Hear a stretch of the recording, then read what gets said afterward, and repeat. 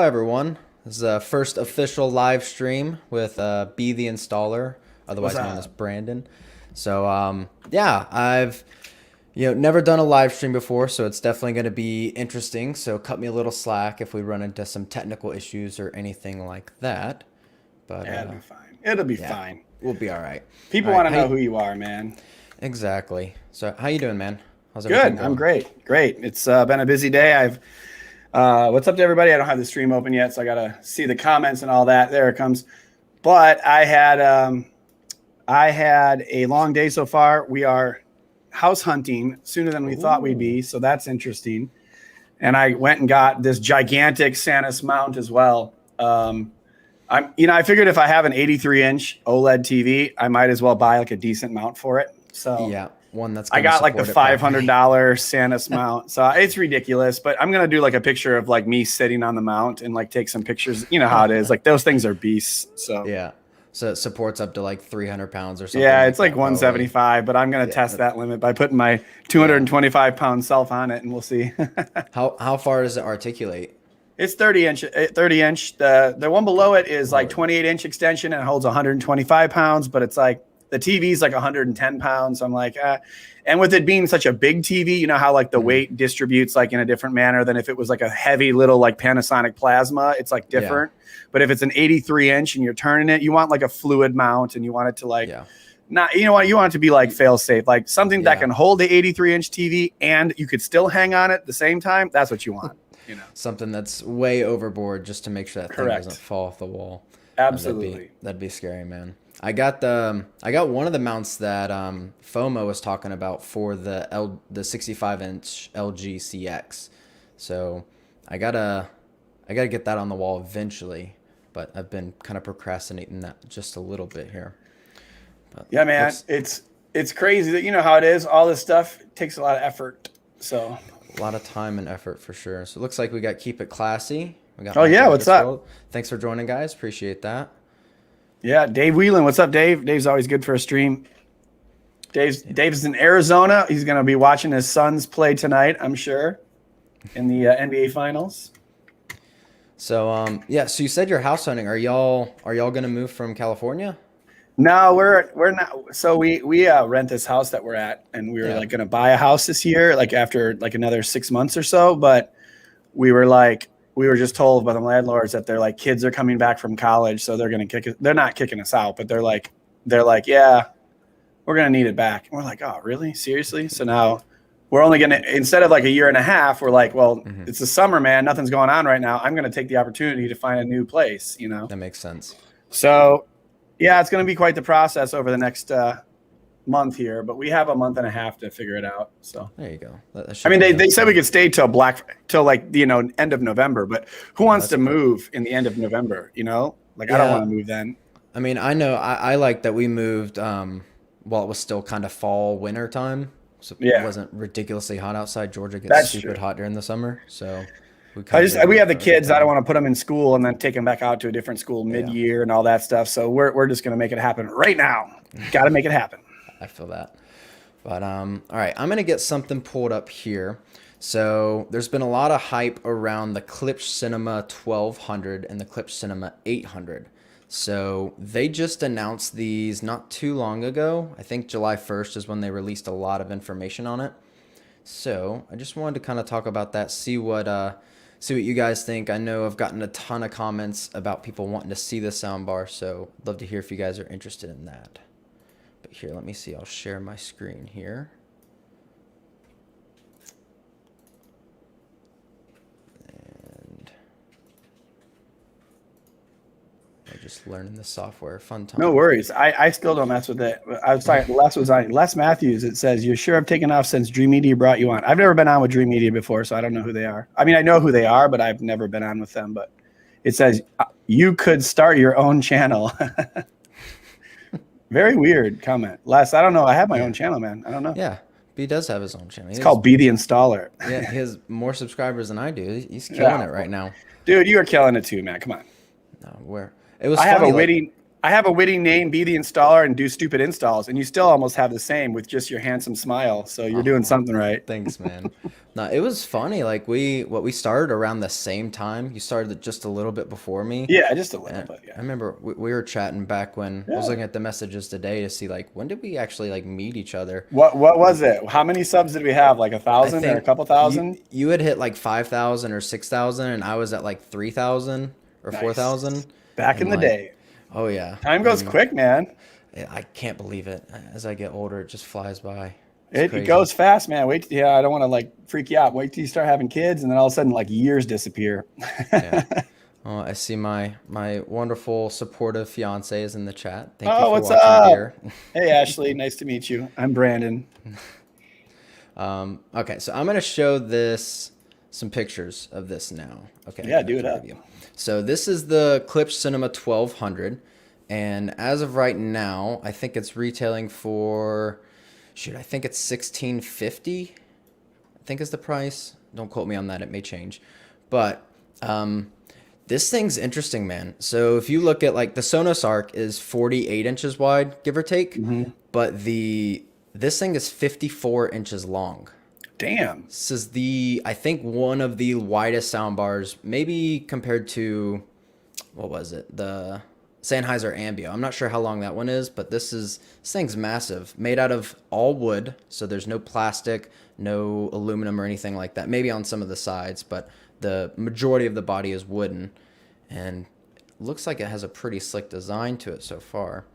What do you So think Oh, no, I'll let you keep going. I was just going to say, do you think the design idea is because they want to throw the sound out wider? Like they're trying to get that elevation out wider? Yeah, I definitely, because Klipsch, I mean, they're a traditional sound company. They make, tower speakers. They make some of the best stuff out there.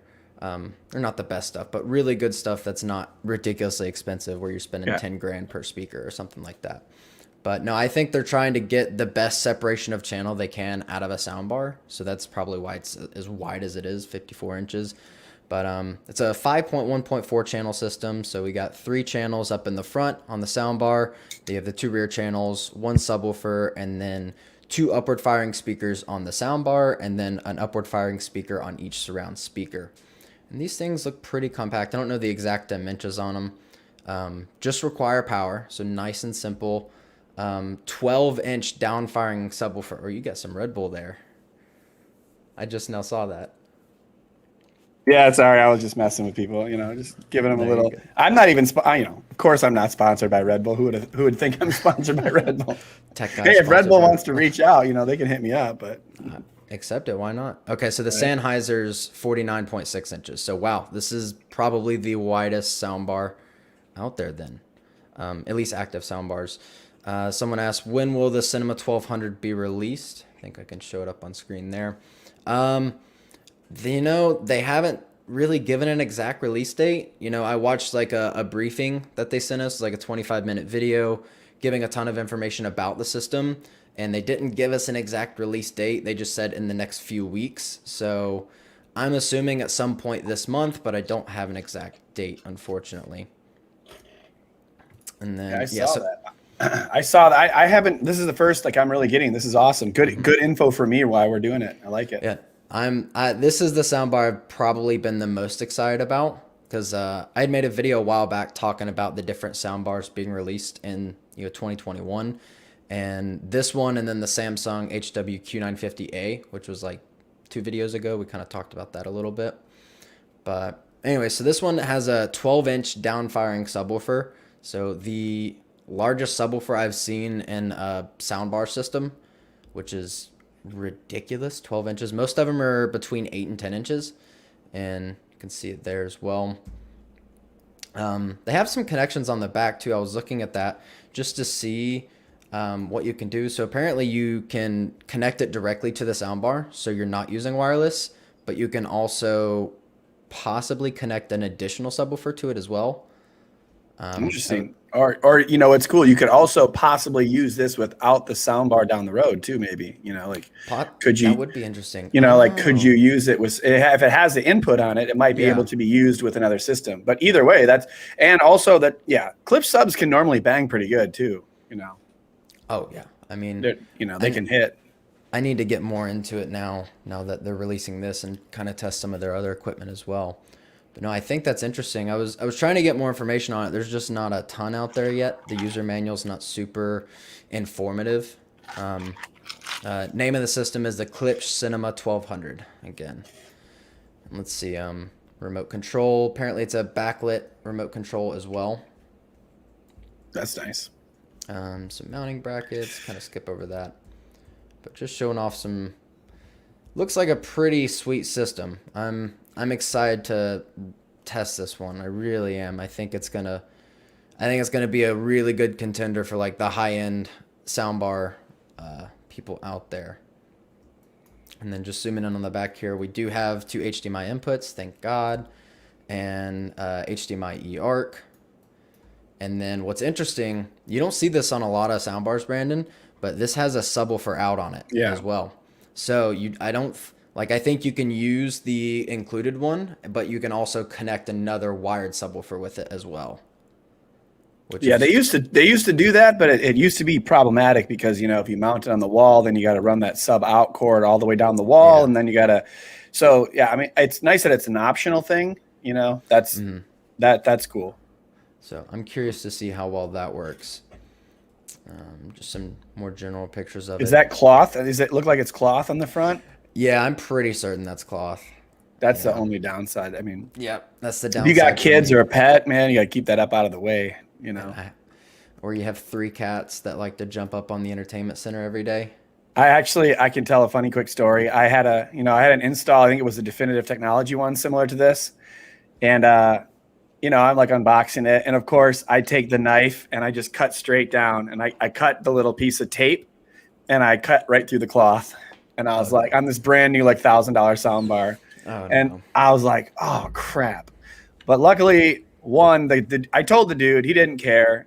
And we ended up super gluing it to the speaker. It was pretty funny. Like you couldn't even see it afterwards, but I felt like a schmuck. That's probably the worst like damage I've ever caused to something, was like just a little bit of the cloth on one of those like Def Tech soundbars. Dude, that's really not bad then. If that's the worst you've done to a piece. I mean, I dropped my own TV. I like that that A80J fell straight on its face. That was about the dumbest thing that's ever happened. But besides that, back in the day, I dropped a TV and it just a little plastic broke. It was like one of those CRT TVs, like the old school. What were we gonna ask about the A80J? Did it make it? Yeah. Did it make it? Did it work afterwards? Wow. Oh yeah, it was fine. Not bad. It stayed fine. It was good. So I see a few comments here. I know I answered some of them as I was kind of talking about the system, but I'll highlight this right here. Am I ever going to review the Sennheiser Ambeo?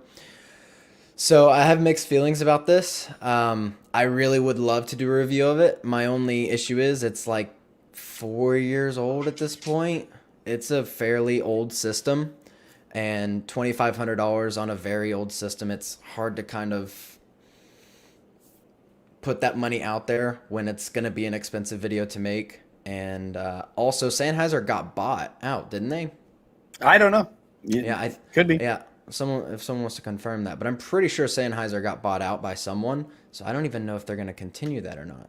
I don't know. I should definitely go back and spend some time with it. But we'll see. Maybe one day. They got, acquired by an aid maker. I don't know what that means. It was like I think it was a hearing aid company or something like that, or someone that makes like Sonova in May. Yeah, so I'm not sure what's going to happen there. We'll have to just wait and see. B&H listing says it's for $1,700, so okay, that's not for the cinema. The Klipsch Cinema 1200 is listed at $1,700, so that's not a terrible price when you compare it to a lot of the other systems. The Q950A is $1,600. The full Sonos system is $1,856. LG's flagship models typically at like $1,500, $1,600. So that's in a fair price range. I do want to highlight this. Will this support DTS-X? No. At least what they're saying right now, no, it will not. So this is kind of the same scenario with Sonos. Sonos supports Dolby Digital, Dolby Digital Plus, Dolby True HD, Dolby Atmos, all of that. And then they added LPCM support later on. So it supports both of those, but it doesn't support DTS. It's the same case with Klipsch or the Cinema 1200. So it doesn't support DTSX, unfortunately. I believe it has an on-screen display, but I'm not entirely sure. Oh, someone answered our question here, though. Sennheiser was bought out by a Swiss hearing aid company. Now challenge review the passive totem soundbar. Here, I have it if you wanted me to. Here, click on, I'll pop it up here. Give me 1 second. Yeah, I'll... There we go. If you share that. So, yeah, I don't know. It's like a 2-channel like speaker, and you can connect to like an amp. $2,000. That looks pretty dope, but I don't know. It's like not really a soundbar if it's passive. I mean, that's whole. It kind of defeats the purpose, doesn't it? Yeah. Well, it's also a 2-channel soundbar, I'm guessing, right? It's a 2-channel. Yeah, so two full range speakers. You know, flush mount system. I guess it sits on the wall flat like that, which I'm guessing that looks pretty cool. That's similar to like B&O and how some of their soundbars kind of sit flat on the wall. I think B&O probably has a nicer design than that, though. That looks pretty interesting. Probably not going to review a passive soundbar just because, I don't know, the market for passive soundbars is very small. There's not a ton of people interested in passive soundbars. Thank you for the super chat, by the way. I appreciate that. Worth a shot. I wouldn't probably recommend. I haven't done this the Sennheiser either. It's just like I know that it's probably badass, and it's just like $2,500. It just sits there. It's a big old hunking thing. I'm just like, you know, it's not as practical as it may seem. So if you're gonna get the Sennheiser Ambeo, it's like you can just go into like a Best Buy or a Magnolia Room, listen to it, and if you like it, it's yours because it's super expensive and unpractical, and it's not really gonna make. It's got to sit on a table. It's just huge. I know that tech. We have a guy that always comes on, Rainer in Germany, and he has it along with the brand new 8K 85-inch Samsung TV. So he's got a pretty dope setup. But yeah, pretty expensive. Yeah, I don't know, the Sennheiser Ambeo. It does look cool.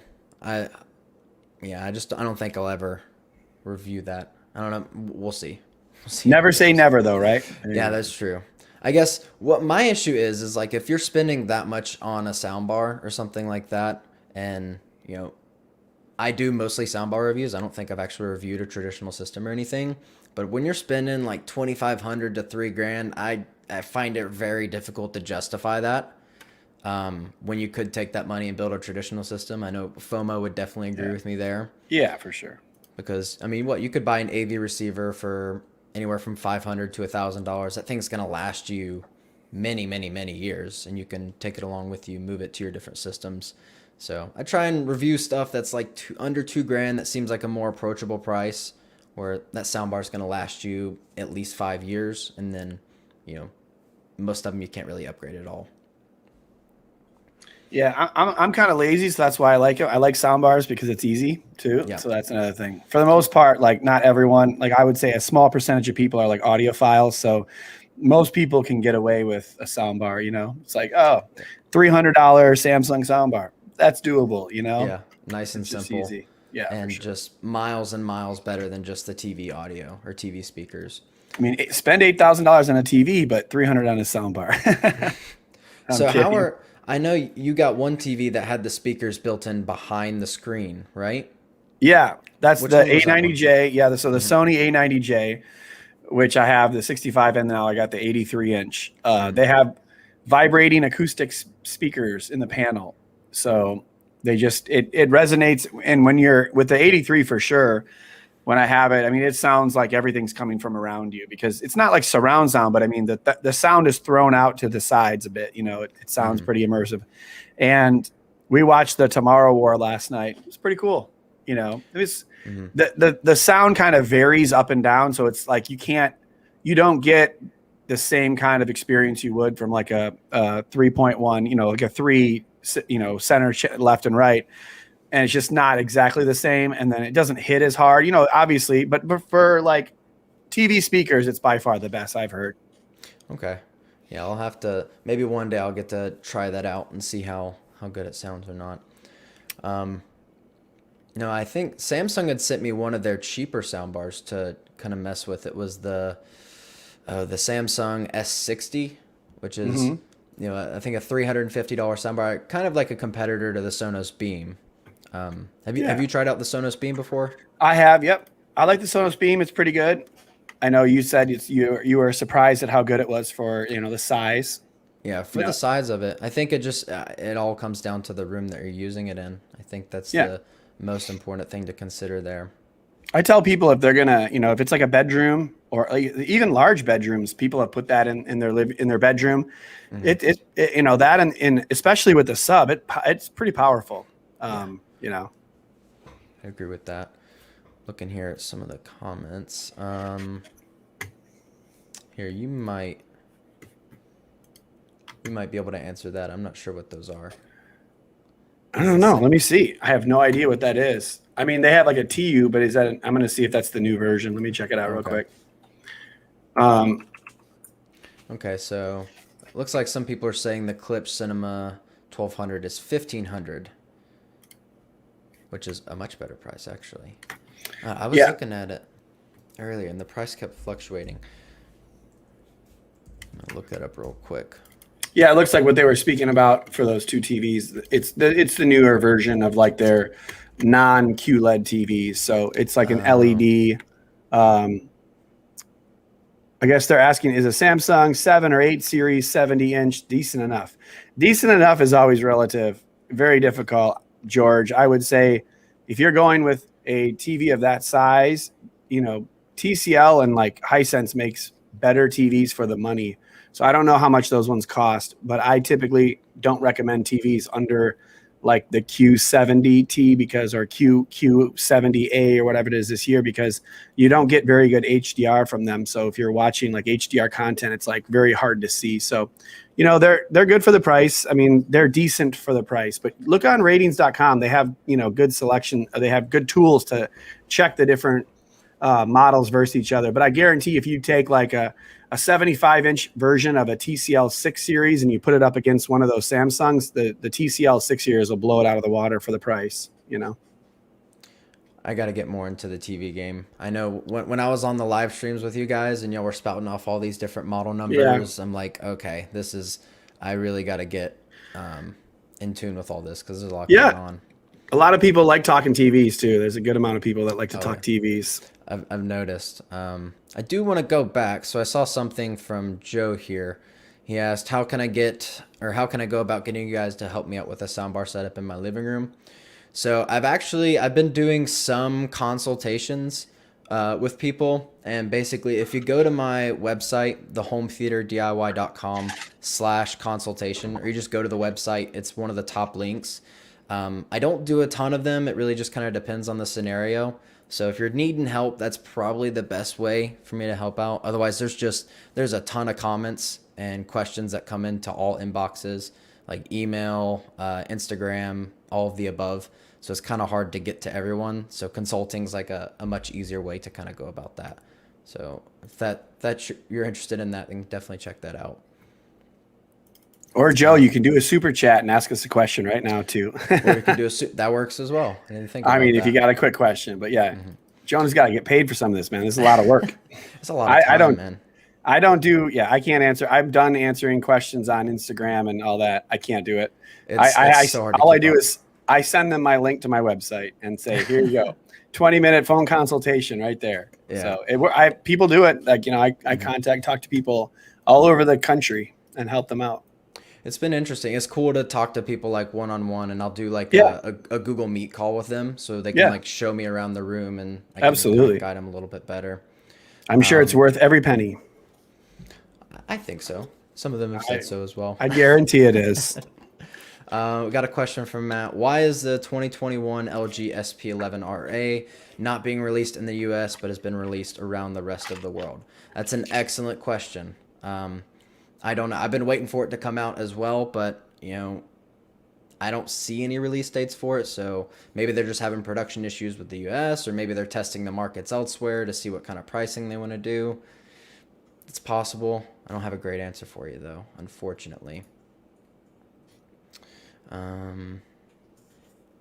Oh, Yes, these are the Alex Stave. He said, Jonah, is that the Arctis Pro wireless gaming headset? Yes, it is. This thing has been amazing. I was looking for wireless headphones for a long time that weren't Bluetooth because I have a desktop computer, but for some reason the Bluetooth on it just wasn't working well for me. Yeah. So this has like a little central hub, and then the headphones pair to that, and that just plugs in with an aux cable to the computer. Oh, so they're like RX. They're like RX. Yeah. Like they're I've had some of those before, so that's cool. I had a couple pairs of like I had what were we just talking about? The company Sennheiser. They make a bunch of those, right? Mm-hmm. Isn't that right? Yeah, I think I had like 4 pairs of Sennheiser ones through the years, and then I got these cheap Sony ones that are Bluetooth, like you spoke about, and they don't work with Samsung TVs. Like Sony headphones and Samsung TVs, there's something about the codec or whatever is not working. It does not work Bluetooth. It just like it sits there and gives you all kinds of like feedback. But then I got the new XM4 headphones from Sony, and I use those with my other TVs. And man, the noise cancellation on those and the fact that they last like 30 hours, I can walk all the way around the house with them, and the Bluetooth stays connected, so it's pretty dope. I like those. Yeah, Bluetooth it's gotten so much better over time. Yeah, like I used to have a lot of issues with older headphones and Bluetooth, and now, I think it was more of my computer issue, the Bluetooth on the computer itself. So I didn't want to get like an external USB Bluetooth adapter or anything like that. Yeah. Let's see any other questions come in. This is a good question. Is the QN90A worth 500 more than the Q9? Q90T. That's a TV. Those are TVs. Oh, those are TVs. Boom. Yes. The answer is yes. There you go. No, I thought he was talking soundbars at first. I was like, wait, they're so similar. I know they make these like names so complicated. Aren't the soundbars 900A and 900T? Is that correct? It's Q950. Yeah, it's just one letter difference. It matches. Those are the 8K TV models. So the soundbars are the same name as the 8K TV version. So it's very complicated. And because it's Q950T, right? As well. Mm-hmm. So that's both of those those are the European models for the TVs. They match completely. So QN950A is the 8K TV in Europe, and the Q950T is last year's 8K version. So that's why it's confusing. Trust me, it's confusing for me too. But the answer is both of those they're 4K TVs. Last year's Q90T only had like 400, or I'm sorry, I think it had like 200 dimming zones. I'm not certain. But then this year's it has like almost 800 dimming zones. So the QN90A is a much better TV, but I still don't love LED TVs in general. I like OLED TVs better, but that's just my preference. Yeah, I like the OLED I have in the studio. That was a great recommendation. Good deal, man. I'm glad you like it.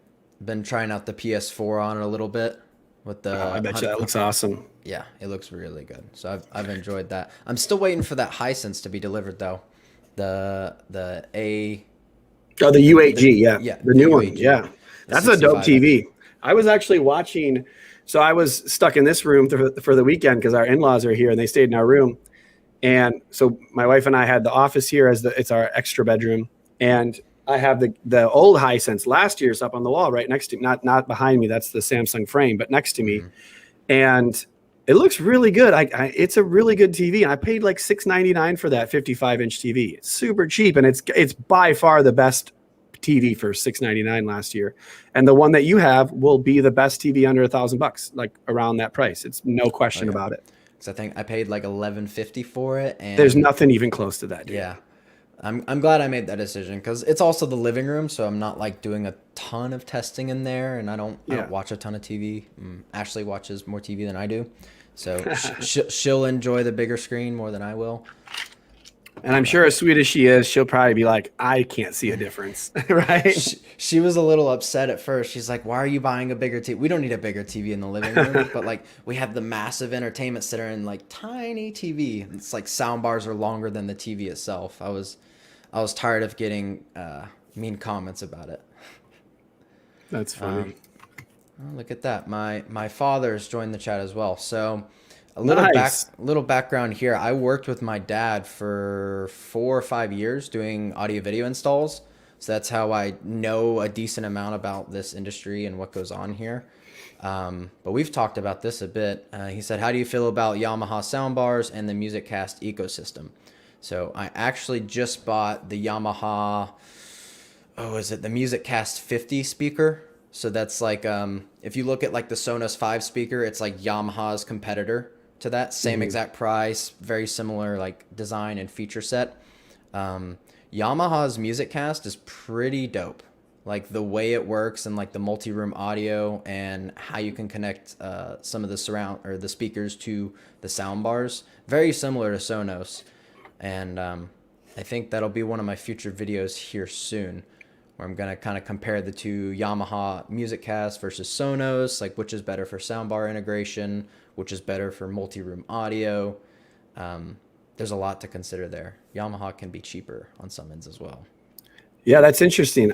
I have to say, because I have never been a fan of it yet, because I haven't considered it for multi-room. You know what I mean? Like for the most part, a lot of my clients don't have like multiple Yamaha, items. So for me, it's like, oh, I'll buy this Yamaha receiver for this guy, but then I'm like, well, let's just jump over and grab a Sonos, get him an amp because he's just got a pair of speaker wires sitting in the other room. So I'll just put a little like $200, one of the older amps in there.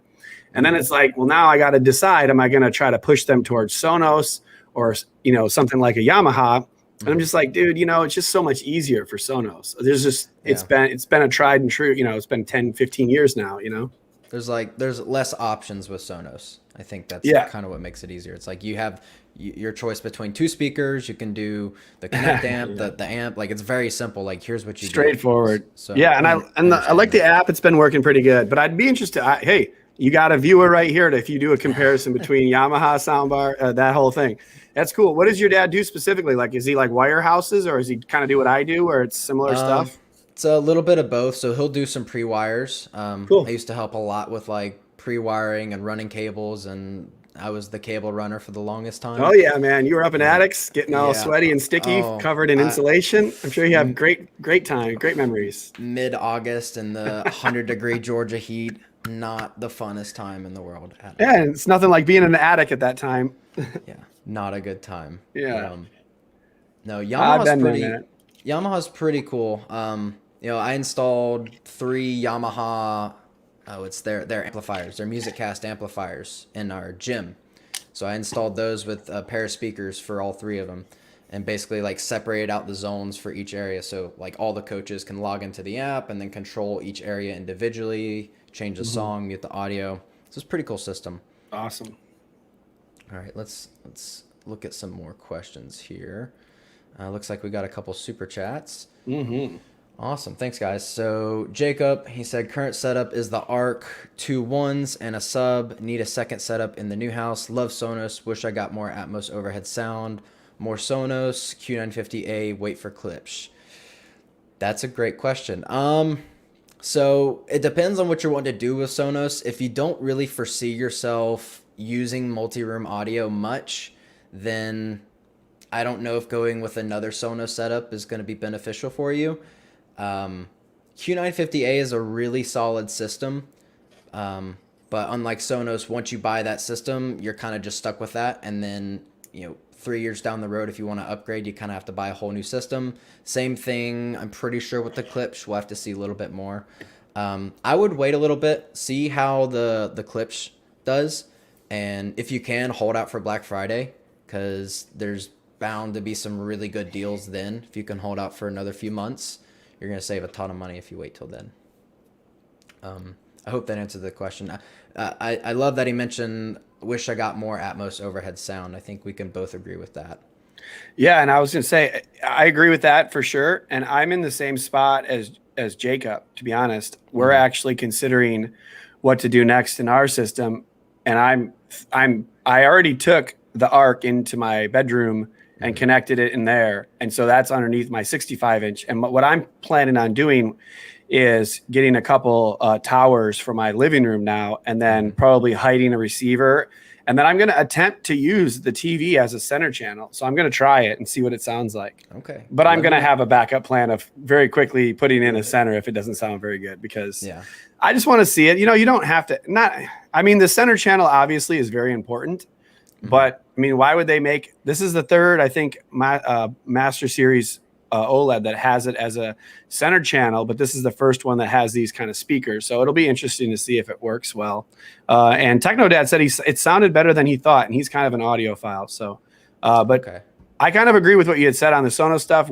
Otherwise, if you do like Sonos and you want it for a smaller room, you can get an ARC, or you could just get an ARC for a bedroom without a sub. You could get, a Beam as well. But, I think what you said is pretty on point as well. Yeah, depends on how much money you want to spend for that second room. I don't know if it's for a smaller room or a larger room, but I hope that answers your question, Jacob. Let us know, Jacob, if it's a bigger or smaller room. Maybe you can add a little bit more. But yeah, pretty much gave him a pretty good amount of info. I think so. All right, so there's the guy. That's who I was talking about. Okay, hello again. Rainer. Yeah.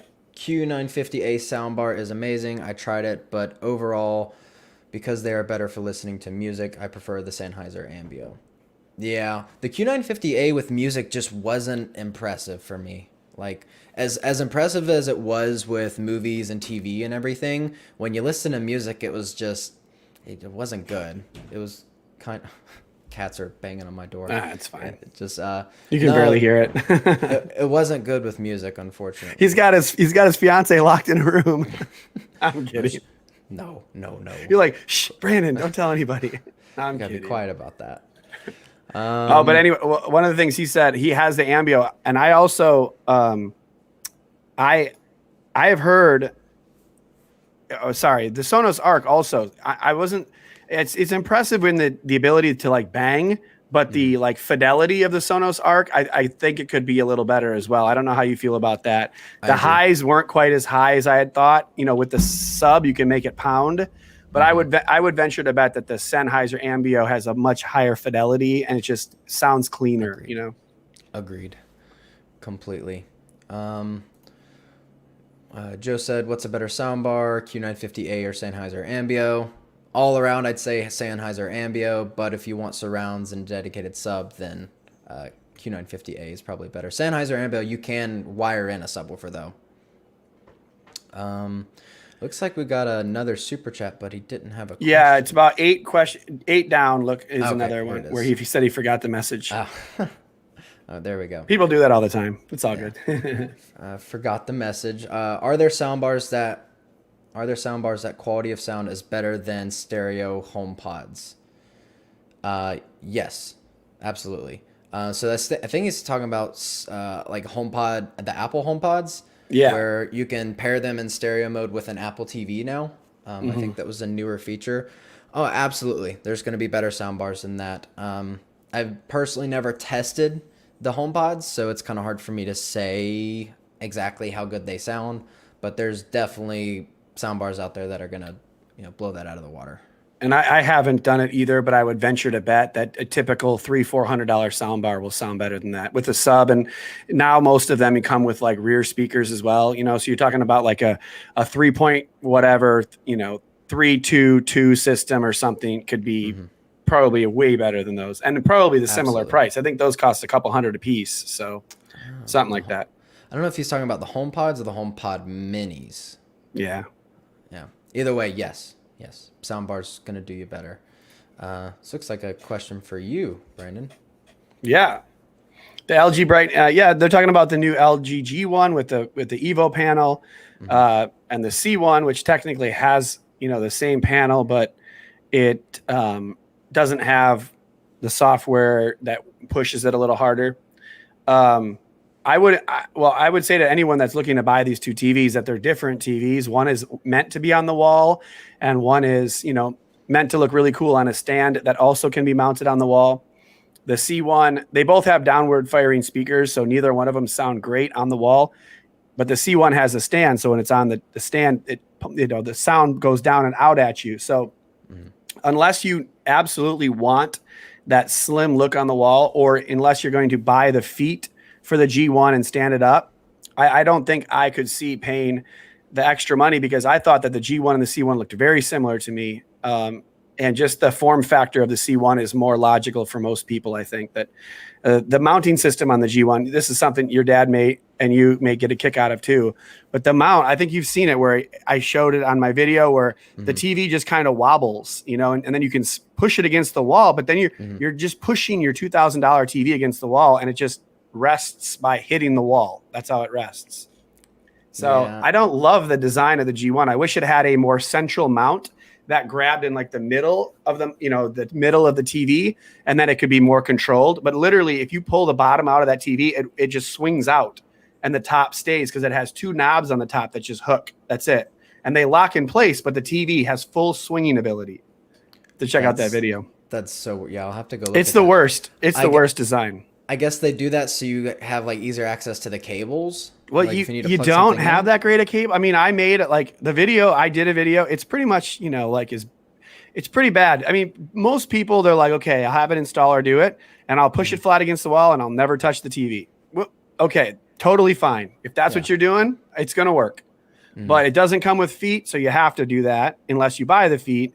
And if you want to pull it in and out, it's not like a normal mount where you can just cleanly pull it in and out. Like if you pull on the bottom, only the bottom comes out. You know, you have to pull on the top so that the whole TV comes out and then it swings like on the little fulcrum, you know. It's so strange. Very strange. They used to have 4 connection points on LG TVs like this. The mount would recess in, but it would have 4 points, it's like a 200 millimeter VESA pattern. So that would be fine because at least it had 4 connections so it wouldn't wobble. Now it just has 2 connections way at the top of the TV. So it's very strange. That's very strange. Yeah, I need to go watch that video. I'll make a I'm gonna make a short form video of it because I did like a 30-minute video putting the box like a low voltage panel in the wall, so it's kind of a beast. But do like a YouTube short of that. Yeah, I can actually share a little clip of it if you want here in a minute. Yeah, go for I'll it. find it. If you can, no worries. Pull that up. Yeah. While you're doing that, I'll move on. For sure. TechMed, he followed up. So he said, I use the ambeo with a sub. It's a real improvement. Oh, I'm sure. The ambeo has some pretty large drivers in it, but adding a dedicated sub is always going to make it a little better. And then looks like Jacob kind of followed up on his setup. He said one setup will be upstairs in an open living room / dining room / kitchen area with vaulted ceilings throughout, which is not ideal for overhead sound. You're correct. The second setup will be in the basement with a 9-foot ceiling room. Yeah, I mean, that second setup, you're going to get a lot better Atmos performance there. And no, that makes sense. Still a hard decision, though. I would wait for the Klipsch, all in all, just to see how well it sounds. All right, so I'll add this to stream, Brandon. Oh, yeah, you can, whenever. Well, I'm going to mute it. Yeah, I'm going to mute it and just show. So I'm just going to go to like, okay, so there's the mount on the wall. You see it behind me, that mount? And you see at the top, or you see in the bottom, like the middle, it has the 2 like angled little pieces. Here, I'll just get to the install and then I'll show you where I complain about it at the end. This is a long video. I should have done like a short version of this, you know, like I was like, when I was like uploading it, I'm like, yeah, I should have just cut all this. You can see right there where that's where the little holes go right there. So my wife and I are about to install it here. So go ahead and watch us bring it in. I actually put one of my cameras inside in the panel right here. You can see it. My camera's inside the panel, so you can see the panel cam. Had to retrieve it after the fact. Okay, yeah. So like it literally just grabs on those 2 bolts, and it has the little connectors to like make sure it can't fall. But it's insane. And look, it's not real easy because you only have like 6 inches back there to. Yeah. Like, you can't fit your head in. So look, I stick my head in there, and then my hat gets in the way. So I'm like. Tall people balance, and I'm like, don't wear a hat is the next little thing that comes up because I'm like sitting there trying to. So I'm like, okay, don't wear a hat. So then I turn my hat backwards, the TV almost tips over, and then that's finally a dumb design. But look at that. I mean, and they have these little plastic pieces. So finally we get it on right there. But now you can just see the TV starts. Look, it's just wobbling. So I just shove it back. I forget. I didn't clip it, but here. So I clipped it, and that's it. And then my wife dances, so she's having fun. But let me go back and show you the. So this is how much room we have. Let's see. So that's like 6 inches. I talk about the Samsung frame there. I can't really fast forward this very quickly here. Let me see if it's before this. But I want to show you how the TV wobbles. Yeah, 'cause it's that pretty would scare impressive. me. I Oh, don't. there it is. Oh, on. Ooh. Okay, here comes. That's a frame now. That's what it does. Look at it. Oh no. It just does that. I mean, so that's what it does if you, and then watch when you push it, like it bends the TV a little bit. Oh god. So that's, I mean, and then I'm just like, this is, and so this is the alternative to their question.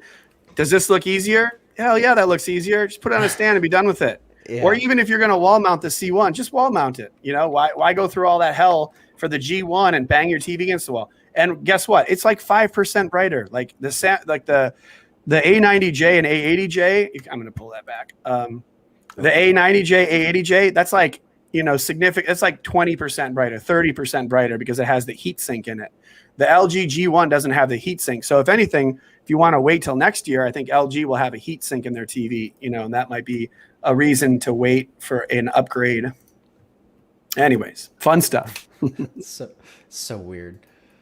Let's see. So we got another super chat. Thanks, Travis. Whenever B talks about mounting the G1, I feel a wave of relief knowing I would never buy that TV. I know. I trash. Listen, I love the TV. I just don't like the installation. I mean, I'm an installer, so trust me on it. It's not easy.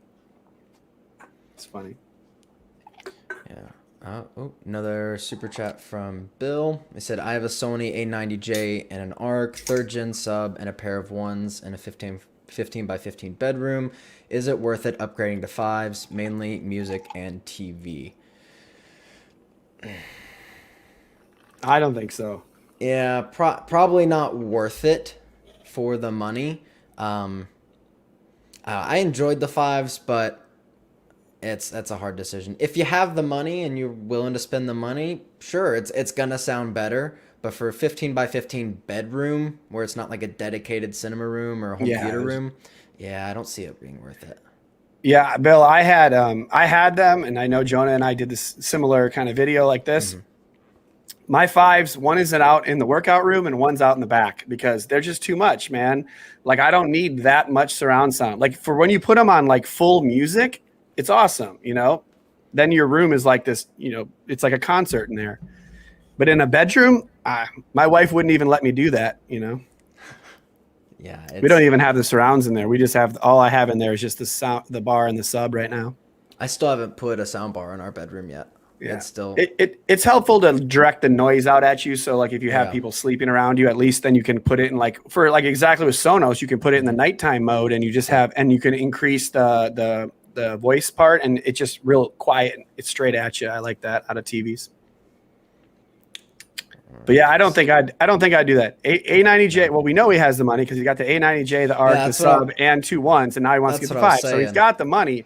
But what I'm saying is, you're better off just throwing 5s outdoors. Like put them in the backyard. It's just more fun that way. I think the 1s do just fine. You can crank them up if you want. They're fine for surround sound speakers. You know, just turn them for up music louder. For music though, the 5s really kick ass for music. Oh yeah. Yeah, that was what impressed me the most about the 5s, because like I've said this in the video too. I don't listen to music a ton. I think the most I listen to music is when I'm testing soundbar equipment or audio equipment. That I don't really listen to it on my own. Or I use the headphones. Those 5s just kick, man. They're pretty incredible. I just have one of them out by our treadmill, and it's like way loud enough, you know. Yeah, I don't think I'm gonna keep the 1s or the 5s in the living room. They're just a little too big. Plus the stands that I had them on, it doesn't like clamp the speaker in. It's just kind of sitting on top. So I know one of my cats is gonna jump on top of the speaker and it's gonna topple over and, you know, break a $500 speaker. So I don't exactly want that. And they kind of overpower the soundbar. I feel like they kind of overpower the ARC too. Like if you like your ARC, don't get the 5s because then you're going to be like, why isn't the ARC louder? You know, like why doesn't it get louder? It's because your surrounds cost more than your ARC does. Exactly. It's like you got $1,000 surrounds that have like, those have pretty large, like they have like 3 large speakers in them, don't they? Or 5? Is it 5 large speakers? It's 6 speakers in total, 3 mid-range drivers, 3 tweeters, and then 2 of the tweeters are kind of like angled off a little bit. Yeah. That's why when you place it horizontally, like the area of sound that can project to is much wider than the 1s. Yeah. Plus it has, you know, a lot of more speaker drivers. All right, I've seen this question a bunch. Joe said, I thought we answered this earlier. What's a better soundbar? Q950A or Sennheiser ambeo? All around, I'd say Sennheiser ambeo if you have the money. but Q950A is still a solid system. It depends on what you can do. If you can put surround speakers, you're going to get a better surround sound feel, and you'll probably get a better Atmos feel as well, just because it has the surround upward firing speakers. So if your room's optimized for that, then I think the Q950A is probably a better choice. But if you just have room in the front for a soundbar, then Sennheiser ambeo is going to do it. It's just a really large soundbar. And it's twice as expensive. What's up, Rick? Yeah. What's up, Dave? I know a couple of people got to take. Rick Shaheen, AV guy, knows a pretty good amount of AV stuff. Okay. Drop by. What's going on, man? And he said that my wife has stronger looking arms than me in my video, so that's pretty funny. She looked beefy. She looked ripped when we were lifting that big old TV. Yeah. No. That video has done well too. It's gotten a crazy amount of views for you. I saw. Yeah, it's like 250,000 already in 8 days. So there you go, man. Pretty good. Congrats. Yeah, well, just wait till we install it with 2 OLEDs above it. I'm gonna have a 3 OLED TV wall in about 4 days here. So how many holes do you have in your wall? That's what I'm. Dude, I fixed them all, man. I mean, I just Okay. I had 4 TVs on the wall, right, to do the comparison. Yeah. Just went through, patched it all up, repainted it, literally brand new, fresh palette. So boom, ready to put these TVs up. Ready to make more holes in the wall. Yeah. The wall's just going to fall down eventually, but you know. You're gonna have to replace a drywall eventually, but that's not your problem. No, I'm good. I'm pretty good at repairing drywall. Yeah. So Jordan said, with rear/side speakers on the Q950A, do you have to have space? Man, I don't know what that word is. Equidistant, like they're just talking about like equidistant. Could you be like, do they have like some sort of sound check to test the distance or no? No, not really. They have like an auto calibration software on them, but I think you may be able to set the distance manually as well. I don't remember. Yeah, but he means probably that like auto cal type thing.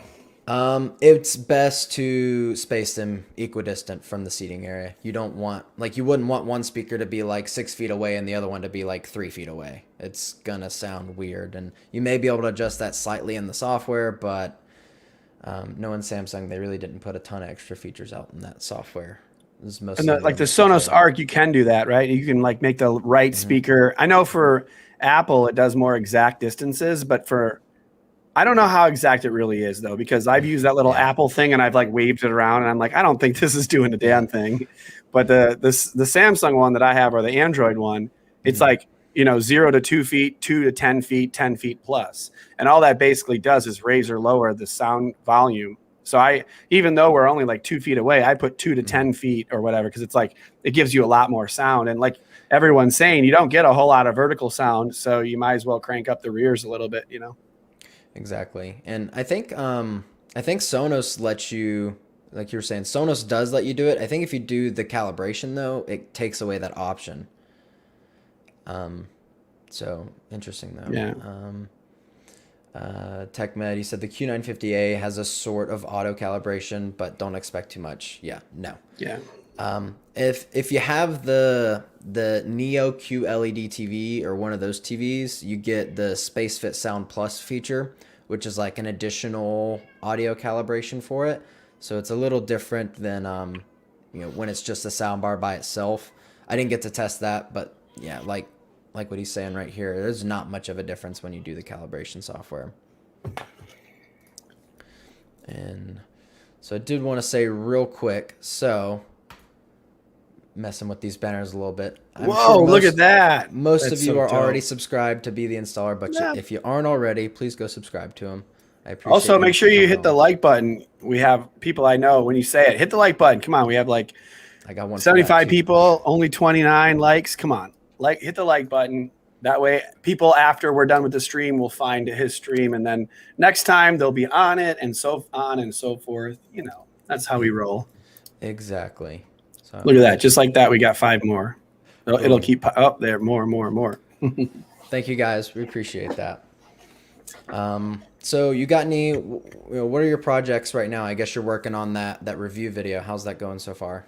Well, first I'm going to do the install. I got some B-roll taken of the TV, but I reviewed the A90J already, So what I'm really going to do is I'm going to install the 83 inch with two 55 inch OLEDs above it.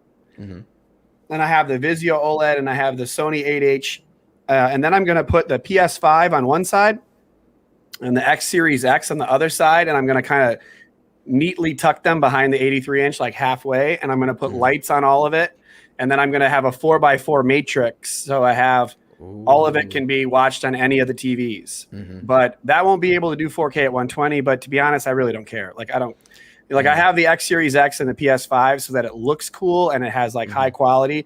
I don't necessarily need 4K at 120. And the Sony's, you know, so likely what's going to happen is I'll probably have to disconnect the matrix in order to like get 4K at 120. Like if I want to hook the big one up to like the PS5, I'll just probably manually connect it for now until they come out with like a matrix that supports 4K at 120.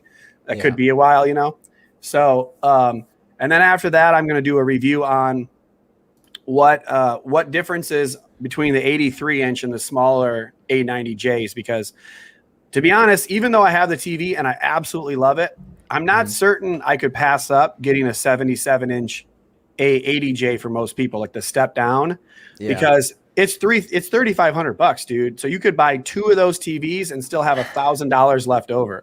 You know what I mean? That's hard to justify. For a 6-inch size difference. I mean, you know, that's really hard to justify. Yeah. But I mean, the 83 inch is cut, you know, the glass it's expensive to cut that piece and it has the heat sink in it. And so it's a great TV and I love it. And I had to get the most ridiculous TV I could think of. So it works for me, but it's going to be hard not to like recommend like the 77 inch versions for a lot of people, because it's I just was in the Best Buy Magnolia room just now and the 77 inch TVs look amazing. I mean, they're fantastic, you know? Sure. And they're so much less expensive. So, but that's what I'm doing. Oh yeah, I got your text. Sorry, I was a little late to the stream, so Jonah was getting nervous. I was getting really nervous. I'm like, is he gonna join StreamYard? What's going on? We're all So we've done a few streams. And Jonah was kind enough to come on our live stream for Prime Day, and actually I think he came on the week before, right? Too. Yeah. And we're notorious for showing up at like 3 minutes before. It was like first stream, like I don't know how to use the software right. I know, and then you got you got to get your sound check, so you don't have anyone to bounce the like. Brandon, can you hear me? Does it sound good? I don't know. Yeah, he's not here. I'm just talking to an empty mic. No, we're good. No worries. I did get another super chat here. Jason Hall, any experience with Samsung's Q-Symphony? Wanted to hear it with the Q950A soundbar and QN90A TV. Unfortunately, no, I don't have any experience with Q-Symphony. I should have taken Samsung up on their offer with, you know, testing out a TV along with the soundbar, but there was also a lot of other things going on at that time. So I was like, I'll test out the soundbar and then I'll send it back to you guys. From what I've heard, it makes a pretty decent difference. Q-Symphony, for people that don't know, it's basically syncing up the TV speakers and the soundbar speakers at the same time. So it's like, I don't know exactly how the speakers on those TVs are positioned. I don't know if they're upward firing or if they down fire, if they're firing against the wall. I'm not sure. I think they downward fire. I'm pretty certain. Yeah. So it's supposed to fill the room a little bit more and kind of increase the audio experience. But I've heard decent things about it, but I've never tested it for myself, unfortunately. Those sound bars for the price are pretty good. I mean, they're pretty good. You know, the Samsung ones are pretty good for the price overall, I think. Yeah. You know, they could have put the display on front of the soundbar, which would have been a lot better, and not have it completely covered in cloth. I mean, it's basically pointless, and the cloth sucks. I mean, come on, stop doing it. I have the metal one. I have the metal finish. I love it. It's like the soundbar is like 8 years old, and I absolutely love it. That's what, and it still works. Everyone says it was I don't remember the exact model, but it was the model before the Q950T. It was the year before that, the 2019 model, and everyone loved it because it was metal. And then they went to cloth and then put the display on the very top, and it just, it doesn't work. Nope. This is a really good question. Nathan said, should I upgrade Sonos sub Gen 2 to Gen 3? Absolutely not. No. Keep your Gen 2 sub. If you had a Gen 1 sub, maybe if you could use the Gen 1 elsewhere in your house. But Gen 2 to Gen 3, there's really not much of a difference. As far as looks go, they look basically the same. The connect button's slightly different. and then the Gen 3 has a little more processing power than the Gen 2, but no, you're not going to hear any audible difference. Oh, and he's asked all a question. I have the play bar and a pair of ones. Should I get the sub or the arc? That's a good question. You know, like if you had a play bar, it's above it a little. Or wait, I don't know. It's somewhat recent. Yeah. What about this? I have a play bar and a pair of one and the pair of ones. What would you do, Jonah? Would you go for, because you know the play bar is not a bad speaker. No, play bar's good. Would you go and get the arc? You know that you have it to have e-arc and all that by getting the arc, or would you just add a sub to this system? So it depends on the room layout. If you have a flat ceiling that's not like, you know, super high up, I would go with the arc, just because you're going to get the Dolby Atmos, you're going to get more of the surround feel. If you have a really high ceiling, it's vaulted, Atmos just really isn't a great decision, go with the sub. The sub's a really large difference. Like the sub makes a world of difference. It's been a while since I've listened to the play bar, but I know it was still very impressive last time I did listen to it. That's cool. I don't know what I would do, man. That was good though. I would have never thought of that, like vaulted ceilings thing. See, that's why it's always good to have a couple people on these live streams, because everyone thinks about things differently. But yeah, it's definitely good info. So I got my fiance just paid money towards YouTube. I'm smaller. I wasn't gonna say it. I was gonna let you. I was gonna be happy for her. Thanks, honey. Thanks. Good job for doing it. Thanks for wasting $2. Yeah, appreciate that. And that Melissa's one of our friends that we go to the gym with. So hello, Melissa. Thank you for watching. I appreciate it. That's awesome. Oh, there it was. The metal soundbar we were talking about. That was the Q950 or the K950. I think all of those, like the K ones, I think I had a K650 or something, or a K550 or something. So like that whole, it was either like 2000s. I don't know. I think for a few years it was like that, where they had a few models that were the metal finish like that. Because I know both of my soundbars have that. They're the same one, but I'm not sure when I got them. Another super chat from TechMed. Well, thank you very much. You've done quite a few today. He's awesome. He's been real nice. Q-Symphony only uses the upward firing speakers, not the others for the Atmos effect, with Samsung flagship only. That's correct. So it is with the flagship soundbars and the flagship TVs, which you know more about the TVs than I do, but I do know it's the Q or the Neo QLED. Yeah, I don't know if he's talking about the upward firing on the TV, but I don't know, because I'm having a hard time remembering now, like where the speakers are on that TV. I didn't think there was anything up on the TV, but I get what he's saying. That's cool though. Mm-hmm. He's got that Samsung, the 8K TV, as I was saying before, and the ambeo and the soundbar. I don't know if he has these in different rooms or what, but sounds like he knows a lot more than I do about all this stuff. Yeah, sounds like a kick butt system. Good Lord. Yeah. Okay, yeah, I see his comment now. Keeps getting pushed down. But anyways, this is a good question. Wyza systems. So do you know if the Wyza wireless system are going to get Dolby Atmos in the near future? So Wyza wireless technology and the wireless systems, they are capable of Dolby Atmos. It's just fully dependent on the manufacturer as to if they want to include something like that. I know it was actually cool. I got to speak with, I think it was the CEO or one of the high ups at Enclave. And I talked to him a bit about Wyza and how, you know, their experience has been and what they're capable of doing, why they didn't like support Dolby True HD or anything like that. But it's a very interesting system. I think Wyza is going to continue to get bigger and bigger as time goes on here, as they kind of flesh out the technology a little bit more. And Wyza stands for wireless speaker and audio, by the way.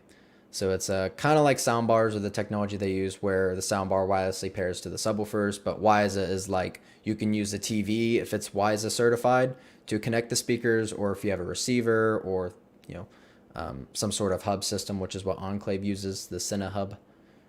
A pretty cool system. They're systems. Cool. Got another super chat here. So it says, only looking at home theater Is the Sonos 5.1.2 channel better than the Samsung Q950T with 9.1.4 channels? How would it compare to a set of HomePods that claim 7.1 channels? The HomePods claim 7.1 channels? Yeah, I'll look that up while you talk about the other two if you want. Yeah. So, Sonos 5.1.2 channel compared to Q950T. For the price, Q950T is going to be a better option, especially if you can get it now, because I think you can get the Q950T for what, 1,200, 1,300 bucks, because it's the last previous year's model. Bang for your buck, that's going to be really good. Like we've discussed already, Sonos is really nice because you could upgrade the speakers later on. Sonos is going to continue to make new products, so those new products are very, very likely going to be compatible with older products, especially with the new S2 system rather than using S1.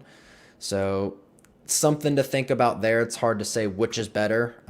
For the price, Q950T, but Sonos for longevity. I think that they're going to have, I hope that the Sonos speakers soon have upward firing speakers, like rear speakers. They really need to have that. I think it's going to happen. Can you imagine like if they designed like a 5 with like the same kind of power going upwards in the back too? Like that'd be dope. Two upward firing speakers on the 5 paired into a single channel. Call it a 7 then. I'm just kidding. They could. You never know. I mean, you never know what they're going to do. I mean, that's probably what they're going to do. But I just looked up the HomePods. I don't know. I mean, they're like $299. The HomePod Mini's like $99. I just can't imagine them being like substantial or having like any kind of quality base to them. So, just tough. I need to do a little more research on HomePods and testing out the Apple you should. system. You should, man. There's a ton of people that do Apple, man. If you did like if you started reviewing like some of this Apple stuff, I guarantee it would be like ton of views. Yeah, it branches out a little bit from what I've already been doing as well. So the millions of people watch, these guys drop an iPhone from a building. So like if they want to watch someone destroy a phone, they might want to know information about their speakers. Probably not as many people though. Yeah. I mean, there's definitely an audience there as I get more questions about it.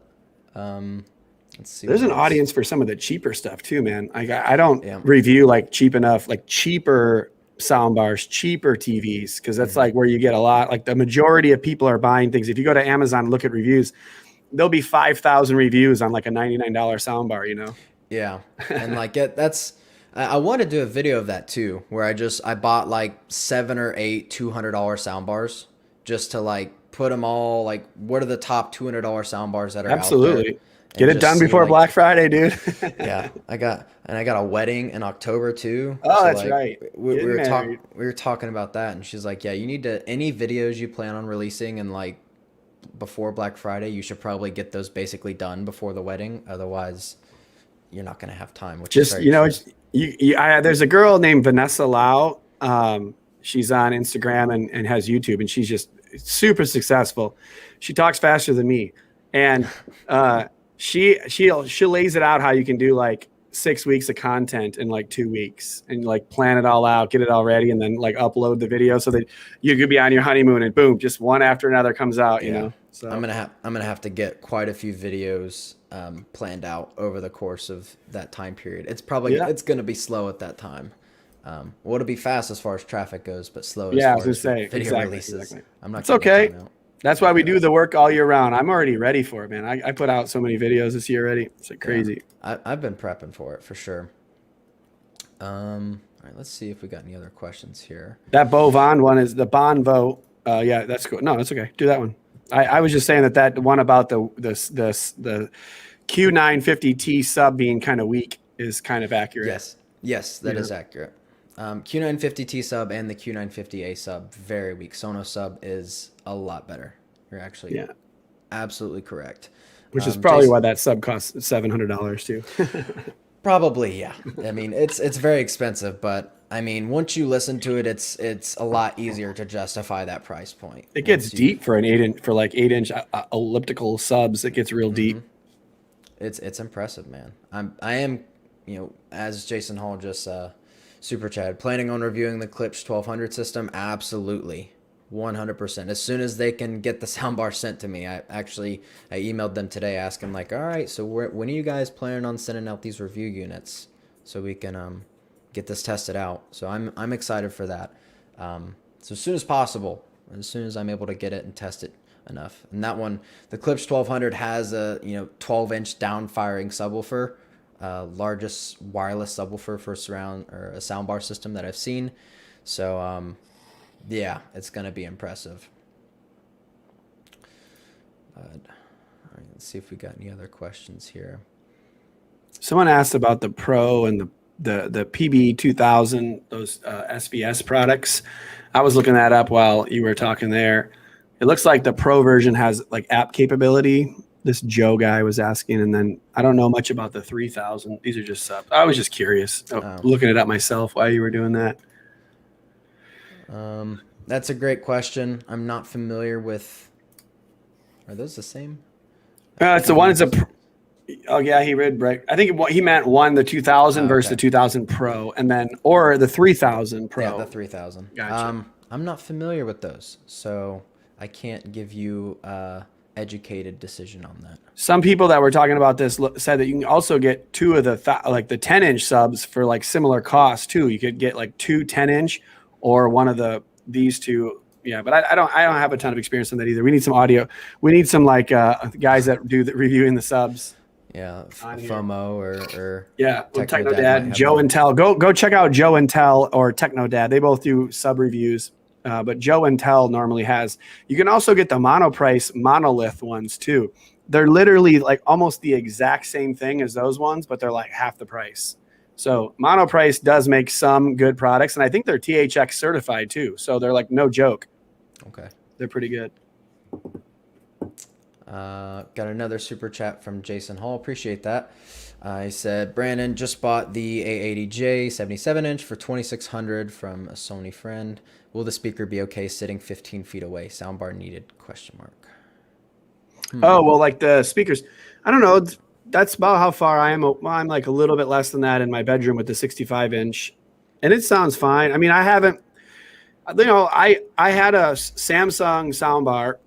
Wasn't working right. I think the center channel died on it. So it was having a hard time hearing like the voices. And I'm like, I just assumed the center channel died because I went up to it and I couldn't hear the center voices. And I even on stereo mode, it sounded normal, but I had it on like the normal 3 channel. So then I just went to the TV. It sounds fine. It's good. But then I went to the Sonos Arc and I'm like, okay, yeah, now we're just gonna keep the Sonos Arc in here because it sounds way better. And then I think the A80J has 50 watts versus 60 watts for mine, and then the smaller A80J TVs have only 30 watts. So at least you have 50 watts. I think it's 1 sub and 2 like 20-watt speakers. So it's not like a substantial amount of sound.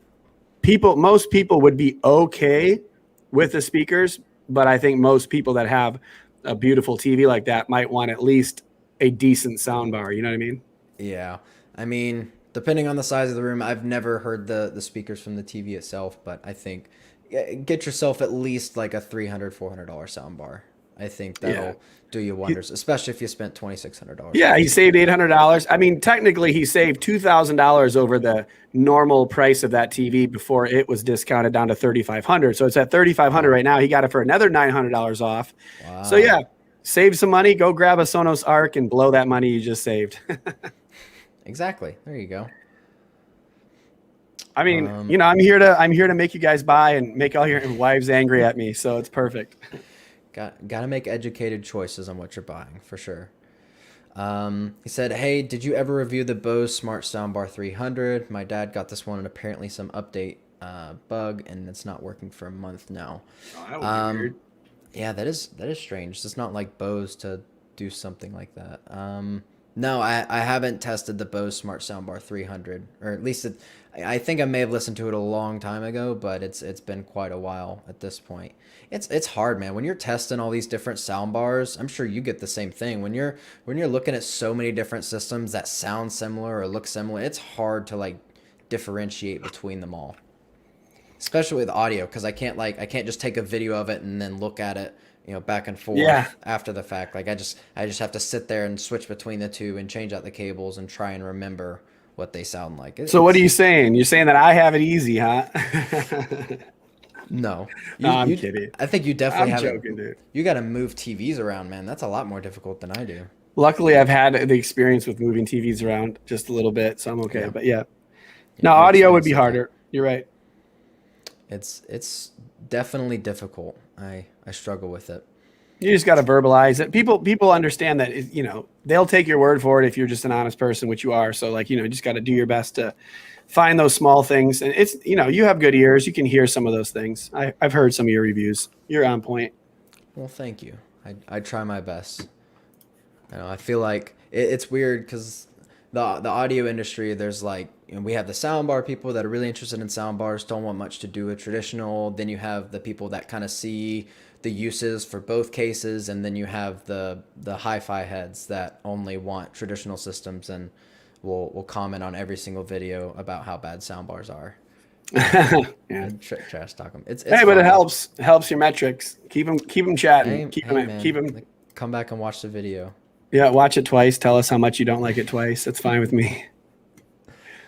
But if there's not any other like major questions here, I think we're gonna call it a day. Like an hour and 15 minutes for first live stream, not too bad. You got anything else to add? No, it looks good, man. I think it went well. People are good people here. I know a lot of the people here. They're good help in the comments too, answering each other's questions. But overall, no, I think it's great. Glad I could join you on your first live stream. What do you have coming up? What's your next video going to be? Or what's the current one? That's a great question. I'm still trying to figure that out as of right now. I should have it locked in. Well, then you got to be quiet about that and just tell me what the last one was. No, I think it'll be something with the things I want to see from Sonos this year, or things I want to see from Sonos soon, and talk about how I've enjoyed Sonos and I really like what they're doing, but I do want to see quite a few things from them in the near future. But I think they're probably working on a lot of this stuff anyways. So, but before we get going, or before we finish up, if you guys could go to my website and sign up for my newsletter. If you go to thehometheaterdiy.com/newsletter, and I'm trying to build my email list up there. I'm sending out emails whenever I'm doing live streams or new videos are coming out or projects I'm working on. So if you're interested in getting emails on that, then definitely go check that out. And also go subscribe to Brandon, be the installer if you haven't already. I really appreciate him coming on and helping me through this. Yeah, man. I appreciate it. I'm glad to be here. Glad to help out. Jonah's the man. I enjoy his videos, and we've been chatting for like a year now. So we bounce ideas off each other. So if it's a bad idea, it's his fault. If it's a good idea, it was my idea. Sounds good. No, I'm kidding. But all right, everyone. Thank you guys so much for watching. I appreciate it. All right. See y'all. Bye.